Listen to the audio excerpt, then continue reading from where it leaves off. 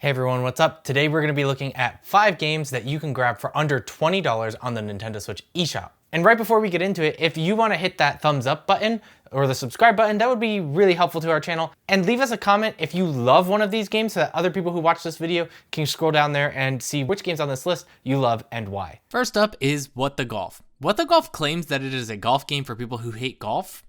And that's totally correct because I hate golf and I love this game. This game doesn't have much in the way of story or even tutorials, rather it allows you to learn by doing. But don't worry, the controls are extremely simple. The game starts off by giving you a few rounds of what seems like normal golf, but then things quickly spiral into complete chaos and it's amazing. Most of the time, you're not even playing golf as a ball, but you're given a new substitute that has different physics and your expectations are often subverted. For example, being taught to hit the ball and then all of a sudden, the next round, you launch the golfer instead of the ball. There's a bunch of cool trials on each level as well, like trying to beat the level for par, and then there's also a final twist that subverts your expectations in a very clever way. I found myself legitimately laughing out loud while playing this game, and it's just as fun to watch as it is to play. And the wonky physics, random explosions, and constant twists kept us all addicted to these short little mini games. I would highly recommend picking up this game as a pass the controller if you fail type of couch co-op thing, and maybe add it to your wish list and pick it up if it goes on sale for less than $20, which it frequently hits. You'll get a lot of laughs out of it with your friends and family if you hate golf, and maybe you'll even find someone who likes golf and this game. Who knows? Changing gears almost completely, we come to Shovel Knight Pocket Dungeon. Shovel Knight Pocket Dungeon is a pretty unique game that combines Shovel Knight, Connect 3 puzzle games, and roguelite battle elements together to create a fun and unique game. You start off with the titular Shovel Knight who gets sucked up into the Pocket Dungeon and must solve its mysteries to escape. But instead of using your finger to connect like pieces like you would in like Bejeweled or Candy Crush, you need to slay monsters and blocks that are connected as your character can move around the grid. Every time you move, the game drops a new row onto the playing field, and every time you attack a monster, it attacks back. Which means you also need to be aware of where potions are at all times. If 3 or more of the same monsters are touching each other, you'll only have to kill one of them to chain the rest of them together for a massive kill.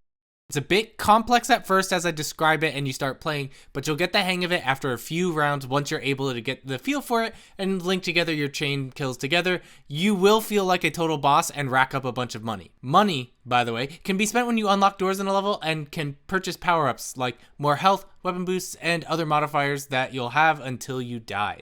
As you progress through the levels, you'll come across some other knights as boss encounters. When you defeat them, you can play as them through the main game. Each knight has their own modifiers that makes playing the game feel a little bit different. Spectre Knight, for example, heals from killing enemies but is injured by potions. But I found myself using Shield Knight, who has 1 less health than other knights, but protects you once around from a hit that would otherwise be a finishing blow. You'll definitely find a knight that works for you. If you're a fan of roguelikes and puzzle games, this is one you don't want to miss. Pocket Dungeon took me about 30 minutes to finally get the hang of it, and it gives out that dopamine hit that your brain craves, and it kept me coming back for more even after I beat the main story. Definitely consider picking this one up if any of this sounds appealing to you. Next up we have... Hey, this is our channel. Let me get some of my picks in here. Graveyard Keeper is a simulation game similar to Stardew Valley, so if you're really into Stardew, definitely check this one out. It has a much darker subject matter in its relationship building. This means doing some quests, exploring, crafting, and fighting in a dungeon. Said dungeon experience is a little simple, but it's full of a lot of mini quests to complete. The unique aspect to this game is that in order to get back to your own reality, you need to help villagers complete some tasks and objectives that they have. But as you play, you might find out that some of them may not have the best of intentions, and you must grapple with helping people do highly questionable things in order for you to get back to your home. Overall, I think it's a fun game that has a surprising amount of content for the price if you are a Stardew lover. It also has some paid DLC in case you like it and decide you want some more. Garden Story is a delightful little action-adventure game that riffs off of the classic 2D Zelda games, but you play as a cute little grape. You start off to save your town only to find that you need to venture to the surrounding ones in order to fight off all of the monsters that have started showing up and level up each of the 4 towns to help reunite them after they've been feuding. In each area, you'll find a unique dungeon that will help you clear up the monster infections and reward you as you explore them. You'll access new tools that will help you revisit previous areas and access more crafting materials for upgrading tools and completing quests. You'll also have daily in-game requests at your board that are unique to each town and will help you to continue to level them up. Once towns level up, you can access more upgrades that will help you in battle, like being able to hold more potions. The battle system is a bit unique in that you have a shared stamina bar for both attacking and dodging, but you may also use the shield to block attacks without penalty. There's a bit of a rock, paper, scissors attacking mechanic, as there are certain weapons that are more effective and some won't even work on certain enemies. So you'll have to use your weapons and tools to accomplish non-combative tasks and puzzles. Overall, combat isn't difficult, but it's still fun and engaging. The writing is pretty funny, with quite a few dad jokes and some really quirky characters. If you're into traditional Zelda-like games, Garden Story is cute and won't be a huge time sink, so you shouldn't pass it up.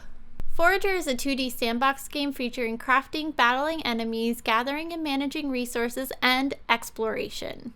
What makes this game unique is that while you start in a small area getting a feel for the basic mechanics of the game, you'll quickly notice that there is more of the map to unlock. Each additional tile of the map is unlockable using in-game currency that you earn, and can be unlocked with a bit of freedom as you choose which paths to explore. However, you won't know what you'll find on each map tile before you unlock it. Your surprise for opening a new map tile could be a dungeon, a puzzle that will reward you with a new fun tool that will alter how you go about playing the game going forward, or you'll find new resources for crafting. If you uncover an NPC, they're usually pretty funny and will, of course, need help from you, the hero. Other tiles will have lots of enemies that you'll have to clear out. As you unlock more power-ups, weapons, and resources for crafting, the game goes from slow to fast-paced and humorously chaotic. You'll eventually get a wide array of useful items to equip that you can specifically tailor to your preferred way of playing.